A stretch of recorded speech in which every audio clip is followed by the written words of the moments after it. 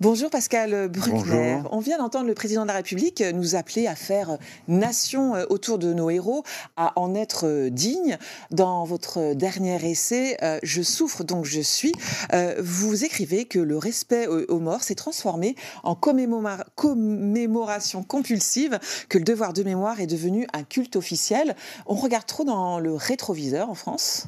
Oui, en France et en Europe, beaucoup plus qu'aux États-Unis, puisque les Américains, enfin le wokisme est peut-être une exception dans cette tradition, les Américains transforment leur passé immédiat en histoire. D'ailleurs, c'est une expression en anglais, it's history, c'est de l'histoire, donc c'est derrière nous et avançons. En Europe, nous n'avons plus le culte de l'avenir, du progrès, et donc nous avons tendance à remâcher les grands épisodes du passé, glorieux ou non, et c'est vrai que le président de la République est devenu un expert en commémorations multiples et diverses, auquel il tient beaucoup. Alors là, son discours a un peu changé puisqu'il nous dit qu'il faut transformer la mémoire familiale en histoire nationale. Mais ça, c'est pas dans la famille que ça se fait. C'est une tâche qui est dévolue aux historiens, aux archivistes, et ça s'écrit très lentement. La mémoire familiale, elle est partielle, elle peut être partiale aussi. Elle peut être tissée de rancœur, de haine, de vengeance. La mémoire contre l'allemand au XXe siècle était très forte dans toutes les familles françaises. Donc le commémorer c'est bien, mais il faut pas en abuser parce que sinon si chaque jour est le moment d'une repentance ou d'un regret, la nation ne va pas pouvoir rassembler ses forces vives pour avancer. Pour avancer dans son destin. Votre dernier essai, je rappelais son titre tout à l'heure, ça sort aujourd'hui, Je souffre donc je suis, portrait de la victime en héros, c'est aux éditions Grasset. Vous faites le constat que les individus, comme les États, s'apitoient sur leur sort. Vous parlez d'une société du sanglot. On est une génération, on est une société, on est devenu des ouin-ouin, Pascal Bruckner ? Oui. Alors, c'était déjà vrai de ma génération. Donc, moi, je suis né après la guerre.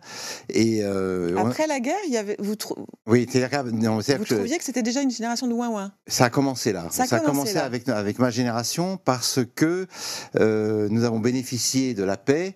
De la société de consommation qui est apparue dans les années 60-70, de tous les avantages de la prospérité, et nous avons donc commencé à nous plaindre parce que ces bienfaits dont nous bénéficions ne suffisaient jamais, il fallait toujours plus. D'ailleurs, je crois c'est le syndrome de l'enfant gâté, alors. C'est le syndrome de l'enfant gâté qui est propre à l'Occident capitaliste et matérialiste. Mais au moins, ma génération et celles qui ont suivi, nous avions, dans notre délire gauchisant, encore le culte de l'avenir et du progrès. C'était d'ailleurs, le progrès était le seul thème que la gauche et la droite partageaient en commun. Et aujourd'hui, ce thème-là s'est arrêté. Nous sommes inondés de théories décadentistes, déclinistes, catastrophistes, qui ont effacé l'avenir, qui se contentent soit de regarder le passé en disant regardez comme nous avons été méchants, mauvais, cruels, ou qui se plaignent justement que la mariée n'est pas assez belle, que nous sommes opprimés, écrasés, discriminés, racisés, et j'en passe. Donc effectivement, il y a quelque chose d'un peu funeste dans nos démocraties éminemment riches, et ce côté funeste, il avait déjà été noté par beaucoup de philosophes, notamment par Tocqueville, mais c'est-à-dire que, et c'est encore plus vrai en France, c'est-à-dire que ce que l'État nous offre, ça n'est jamais assez, on veut toujours plus. La protection dont l'État est trop nounou, en fait.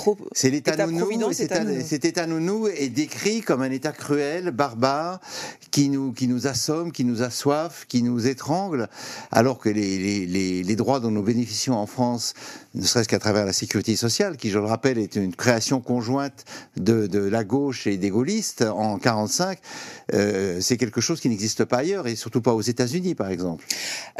Pourtant, c'est écouter les plus vulnérables, c'est un progrès humain, et vous le expliquez dans votre livre qui date finalement du christianisme, c'est la figure du Christ. Voilà, c'est ça, la grande révolution du Christ, et qui est une révolution fondamentale, c'est que pour la première fois dans l'histoire de l'humanité, ce n'est pas le fort qui a raison parce qu'il est fort, c'est le faible. C'est l'esclave, c'est l'humilié, c'est le fatigué, c'est c'est les vulnérables. C'est le vulnérable, et donc Jésus a triomphé justement parce qu'il a introduit dans l'histoire des hommes ce que Nietzsche a appelé de façon péjorative la morale des esclaves, mais qui a permis de regarder d'un autre œil les perdants, les vaincus, et donc cette idée très belle que nous partageons tous aujourd'hui, parce que justement notre État-providence s'occupe des plus démunis, elle a donné lieu à une perversion que j'appelle la victimisation, le victimisme, et qui est... c'est là que ça devient problématique, en fait. Voilà, et comme disait Chesterton, c'est une idée chrétienne devenue folle. Et si tout le monde veut apparaître comme une victime aujourd'hui, si tout le monde met en avant ses blessures ou sa souffrance, c'est parce qu'être une victime, être reconnu comme tel, c'est un statut éminemment enviable. C'est un statut extraordinaire qui nous... Pourquoi c'est si enviable, hein, Alors pourquoi c'est enviable ? C'est pas très agréable, le terme même. Non, c'est enviable quand on est victime sans avoir souffert d'autre chose que du malheur d'être né. Hein, en fait, c'est ça, que du malheur d'exister. Et d'où la distinction à faire entre les vraies et les fausses victimes. Et à partir du moment où vous pouvez établir objectivement, avec la reconnaissance médiatique ou judiciaire, que vous êtes victime, eh bien, vous avez tous les droits et vous échappez au devoir ordinaire. Donc vous échappez à ce réseau de réciprocité qui constitue une société humaine. Vous avez été blessé une fois dans votre vie. Par conséquent, vous êtes au-dessus des autres et vous êtes dans une sorte de niche. Vous appartenez à une sainte famille. Mais le hic, le problème, c'est que des victimes, il n'y en a pas une. Il y en a peut-être 68 millions en France. Et c'est une question aussi de ressenti. Il y a des vraies victimes, comme vous le dites. Et il y a des vraies victimes, il y a des fausses victimes. Il y a des imposteurs, il y a des faussaires. Et il y a aussi des victimes par ricochet, des victimes par ressenti, comme vous le dites. Mot éminemment dangereux, parce que comment réfuter le ressenti, qui est un sentiment subjectif ? Parce que vous savez, le ressenti, c'est une notion météorologique née au Canada, pour savoir quelle est la différence entre le froid indiqué et le froid perçu. La réalité et la perception de la réalité. Voilà, et donc si ma perception subjective de la réalité l'emporte sur les données objectives de la souffrance ou de la douleur, eh bien j'ai raison contre tous les autres, d'où ces combats incessants des minorités ou des individus ou des catégories pour dire je suis une vraie victime et je demande à bénéficier de tous les droits dont relève ce statut. Je demande réparation. Et je demande réparation, je demande qu'on m'accorde des bénéfices, parce que effectivement être une victime, c'est être doté de bénéfices secondaires multiples. Est-ce que c'est pas finalement plus simple et surtout plus facile d'être une victime qu'un héros ? Le héros demande de l'engagement, du courage physique, du courage moral. C'est plus difficile. Ah, c'est beaucoup plus difficile. Et puis surtout, quand on a un héros, on risque sa vie. Le propre du héros, c'est l'homme ou la femme qui, face à une situation de danger extrême pour un tiers, se jette dans le vide, se jette à l'eau. Il y a la notion de sacrifice. On pense à Arnaud Beltrame, qui a sacrifié sa vie pour sauver une femme prise en otage par un terroriste. On pense évidemment à Alexis Navalny, qui est rentré en Russie alors qu'il savait ce qui l'attendait et qui en est mort.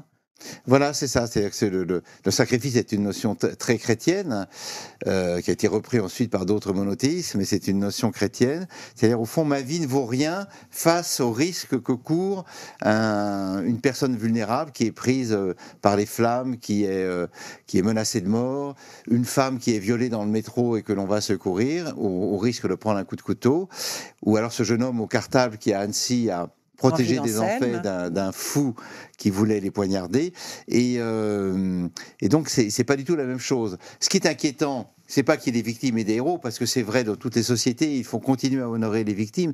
Ce qui est inquiétant, c'est qu'on confonde les deux, et que comme l'a proposé François Hollande au lendemain du 13 novembre 2015, François Hollande a proposé qu'on décore de la Légion d'honneur les victimes du Bataclan. Alors que la Légion d'honneur est réservée aux combattants, aux gens qui ont fait quelque chose pour la nation. Oui. Et donc il a finalement créé, sur le modèle espagnol, je crois, une médaille de reconnaissance aux victimes. Mais cette médaille est 4e dans le rang des honneurs de la République, devant la Croix de guerre et devant un certain nombre d'autres médailles militaires, ce que l'armée a vu d'un très mauvais œil. C'est-à-dire que celui qui a subi vaut mieux que celui qui s'est battu, le malheureux vaut mieux que le valeureux.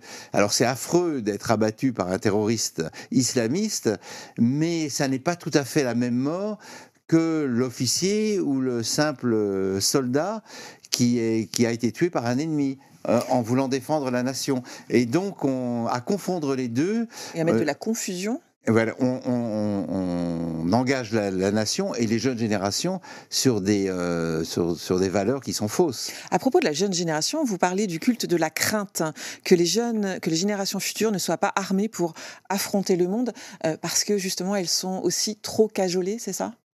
Oui, c'est-à-dire qu'ils sont à la fois cajolés et plaintifs. Je suis frappé. Bon, ça c'est le syndrome Greta Thunberg elle a été adorée parce que c'est l'icône de tous les jeunes. Donc elle pleure à la radio, elle nous fait honte, vous n'avez pas honte. Elle nous dit OK boomer, c'est-à-dire cause toujours, tu m'intéresses. Elle incarne aussi une cause qui inquiète. Alors elle incarne jeunes, une cause qui est incontestable à cause du réchauffement climatique et qui doit tous nous inquiéter. Mais il me semble qu'elle nous désarme au moment même où elle nous alerte sur les conséquences de ce réchauffement et puis les solutions qu'elle propose, alors ça c'est évidemment c'est un autre débat, me paraissent un peu courtes. C'est des solutions négatives, ne plus prendre l'avion, la décroissance, donc tout ça n'est pas très sérieux à mon sens. Mais oui, cette génération, c'est la génération du safe space aux États-Unis. Il faut se créer un petit cocon, un nid où on se blottit, où on maudit le monde, mais où on se prive des moyens de construire l'avenir ensemble avec les autres. Et on croit se mettre à l'abri des atteintes du monde extérieur, alors que le monde, s'il veut nous atteindre, il sera toujours capable de venir nous chercher dans notre niche. Est-ce que le monde de ceux qui ont aujourd'hui 25 ans est quand même peut-être plus compliqué, plus difficile que vos 25 ans à vous ? Oh ben, c'était pas si facile, nos 25 ans. Enfin, mais on était joyeux. C'est-à-dire qu'on avait une mentalité de conquête. Et les jeunes ont une mentalité de défaite. Moi, c'est ça qui me frappe le plus. Déjà, ils posent l'échec avant même d'avoir cherché des solutions pour sortir des difficultés. Et alors, non, enfin, on était en pleine guerre froide. Il y avait les suites de la guerre d'Algérie, il y avait la guerre au Vietnam, il y avait des choses. Mais on avait la certitude de posséder les clés de l'avenir. Tandis que là, les clés, ils les ont jetées dans un puits et ils disent, eh ben voilà, ils sont peut-être pris de pessimisme face à la réalité du monde, non ? Alors, ils sont aussi pris de pessimisme à cause de nous, c'est-à-dire que on voit se multiplier les théories sur la décadence, sur la fin du monde. Pendant le Covid, on a été abreuvé de prophètes de mauvais augure qui venaient tous les matins sur la radio nous dire, mais c'est la fin du monde, c'est arrivé encore plus vite qu'on ne pensait. Préparez-vous, mettez-vous la tête dans le sable et ne mangez plus, ne sortez plus, ne faites plus d'enfants. C'est ça qu'il faut que vous redoutez, c'est la détestation de nous-mêmes en fait. Oui, c'est la haine de soi que j'avais pointée en 1983 dans le sanglot de l'homme blanc. Eh bien, le Covid a été vaincu. Il y a d'autres problématiques extrêmement douloureuses. Il y a le terrorisme qui est toujours là, mais il y a la guerre. La victoire sur le Covid prouve que l'être humain est quand même capable aussi de traverser les épreuves, de les surpasser. Ben évidemment, bien sûr. C'est le b.a.-ba de la philosophie grecque. C'est aussi c'est la grande notion chrétienne que je trouve pour ma part magnifique d'espérance. L'espérance, ce n'est pas simplement l'espoir individuel de réussir, c'est aussi l'espérance d'une sortie collective de l'esclavage, de la misère, de la peur. Tous les grands leaders politiques nous ont toujours dit « n'ayez pas peur ». Jean-Paul II a repris ce terme et je crois que c'est très important. La peur est un monstre qui nous terrasse et nous recroqueville sur notre misère individuelle. Dans votre panthéon personnel, Pascal Bruckner, qui est votre héros, qui est votre héroïne ? Il y a beaucoup de... je prendrais des héros de la vie quotidienne, parce que c'est ceux que je cite dans mon livre.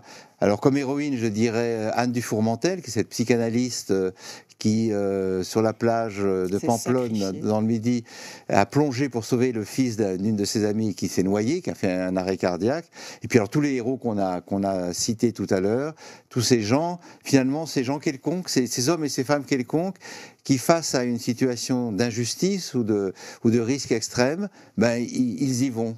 Et puis, il passe à l'action. Il passe à l'action. Ce jeune garçon de 13 ans qui est aux États-Unis, voyant la conductrice du bus scolaire victime d'un malaise, s'empare du volant et finit par garer tout seul le bus dans un bas-côté, évitant un accident pour tous ses camarades.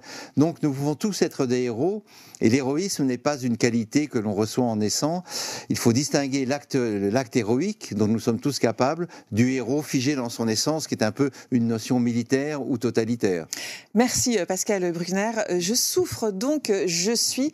C'est le titre de votre dernier essai et je recommande votre livre. C'est une réflexion passionnante. Merci d'avoir été